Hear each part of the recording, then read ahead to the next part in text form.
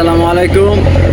এই ভিডিওটা বানানোর উদ্দেশ্য হলো, আমরা জানি মালদ্বীপে একজন মানবতা ফেরিওয়ালা আছে, ওনার নাম হচ্ছে মুখলিসুর রহমান, এবং উনি বর্তমানে মালদ্বীপে ভালো একটা পজিশনে আছে। ভাই, আপনার জন্য দোয়া রইল ও সেলুট জানাই।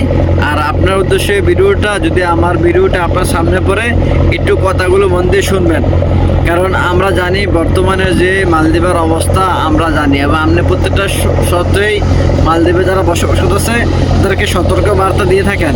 আরেকটি বিষয় হচ্ছে ভাই, আমরা জানি যে বর্তমানে হাজার হাজার মানুষ মালদ্বীপে এসেছেন, এবং কি আমরা যে নিরীহ মানুষগুলো 4 লক্ষ 5 লক্ষ টাকা দিয়ে ব্যাংকে লোন করে মালদ্বীপে আসার পরে কিছু দালাল চক্রের মাধ্যমে তারা এদেশে এসেছেন।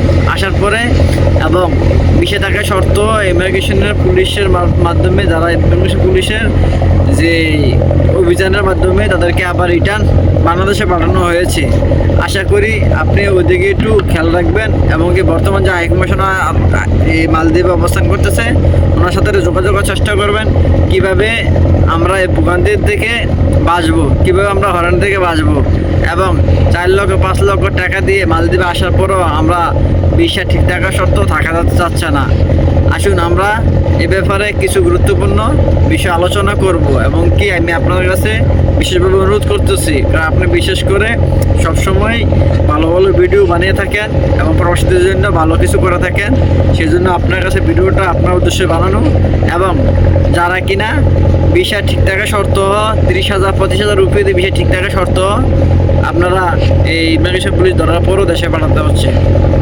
আমরা এমন টাইম পাস করেন যে ভিসা ঠিক আছে, যেখানে কাজ করুক, এটা বড় বিষয় না। সরকারের যে প্রাপ্য এবং সরকারের যে বেনিফিট ওইগুলো পাচ্ছে কিনা, সরকারের ফায়দা পাচ্ছে কিনা, ভিসা ঠিক আছে কিনা, ওই দিকে একটু নজর দিবেন। কারণ কি, যদি আপনারা 30,000 35,000 লোকেরা টাকা দিয়ে ঠিক করার পর যদি এদেশে থাকতে না পারে, তাহলে 25,000 রুপিয়া দিয়ে ঠিক করে লাভটা হলো কি?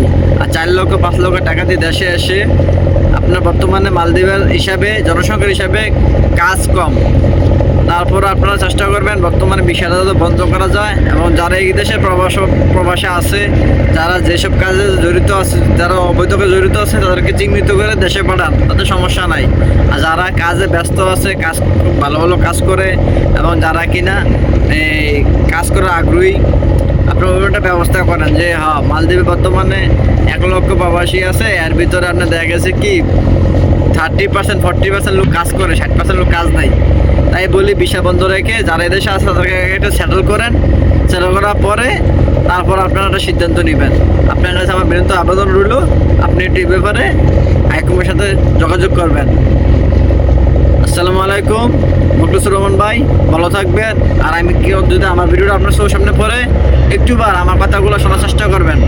আসসালামু আলাইকুম।